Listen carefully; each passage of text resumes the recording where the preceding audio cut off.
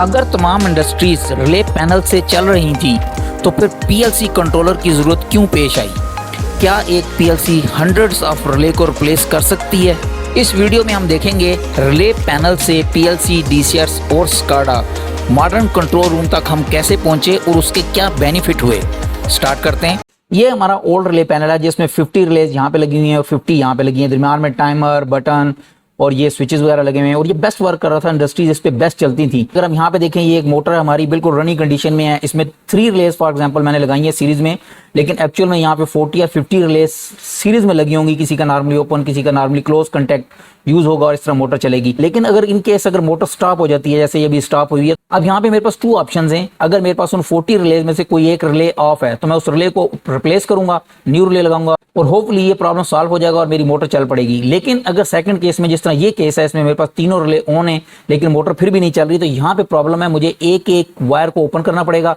इस रिले के इनसाइड जो कंटेक्ट है, मे बी उसमें कार्बन आ गया हो, स्पार्क हो गया हो, कंटेक्ट खराब हुआ, तो मुझे हर रिले को ओपन करके और वायर को ओपन करके इसको ट्रबल शूट करना पड़ेगा। उसमें बहुत ज्यादा प्रॉब्लम हो सकता है और टाइम लगेगा। यहाँ पे इजीली इसलिए लग रहा है क्योंकि ये सिर्फ 3 रिलेज हैं, लेकिन एक्चुअल पैनल में हमने देखा कि 40 या 50 रिलेज हो सकती हैं। फिर ऐसे पैनल बनेगा जिसमें इस तरह वायर्स ओपन होंगी, कितनी ज्यादा जो रिपेयर करेंगे, हम उसको नॉर्मल करेंगे, प्लांट को चलाएंगे, लेकिन लॉन्ग टर्म में ये प्रॉब्लम और ज्यादा करेगा क्योंकि ये जो वायरिंग हमने इम्प्रॉपर कर ली है, यहाँ पे शॉर्ट सर्किट हो सकता है, यहाँ पे कोई ना कोई मल फंक्शनिंग होगी और मेरा सिस्टम फिर बंद होगा, प्लांट भी ट्रिप होगा। अब इसको अगर मैं एक एग्जांपल दूं ह्यूमन लाइफ के रेफरेंस से, तो हम इस तरह कंसीडर करते हैं कि ये जो मेरा पैनल है बिल्कुल ओल्ड पैनल जिसमें बहुत ज्यादा वायरिंग हुई है, वो मेरा इस तरह कंसीडर करें कि एक ह्यूमन बीइंग्स फुट पे जा रहा है। उसमें जिस तरह ओल्ड एज में हम ट्रैवल करते थे उस टाइम बहुत ज्यादा प्रॉब्लम होता था। फिर हमने इससे थोड़ा सा इंप्रूवमेंट की और स्टेप बाय स्टेप जो हम नेक्स्ट मूव हुए हैं उसमें फर्स्ट इंप्रूवमेंट में पीएलसी लग गई। 40 रिलेज यहाँ से रिमूव हो गई, 40 यहाँ से रिमूव हो गई, तो हमारी थोड़ी सी इंप्रूवमेंट होगी। जो वायरिंग की प्रॉब्लम थी ट्रबल शूटिंग में वो सॉल्व हो गई, वो बहुत ज्यादा कम हो गई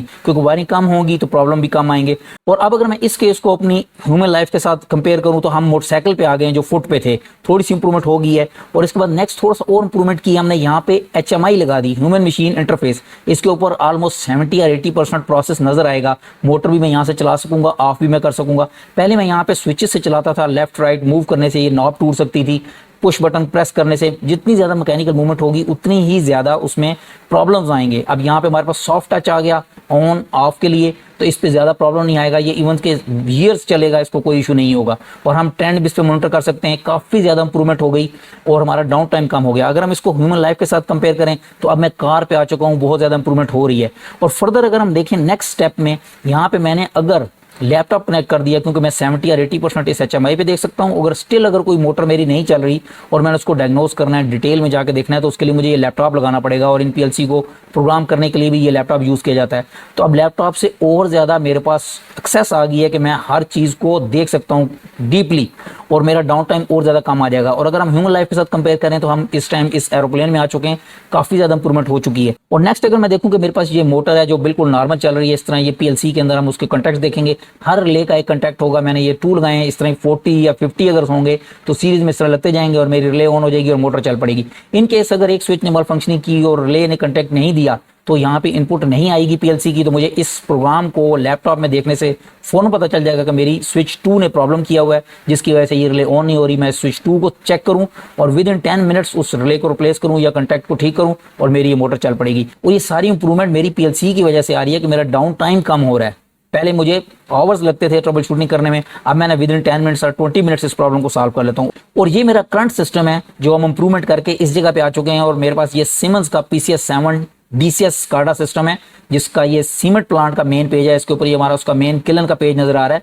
अगर हम कोई भी सॉफ्टवेयर देखेंगे, सिमंस का, IBB का, मोडिकॉन का, FLS का, योकोगावा का, हर एक का इसी तरह का DCS होगा जिसमें मैक्सिमम इंफॉर्मेशन होगी। इसमें सबसे ऊपर मेरे पास एक अलार्म आ रहा है जिससे मुझे पता लग रहा है किलन माइग्रेशन का अलार्म।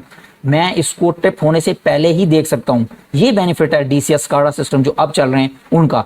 मुझे लास्ट 20 ईयर्स हो गए हैं ऑटोमेशन सिस्टम पे काम करते हुए और हर सिस्टम ऑलमोस्ट इसी तरह काम करता है।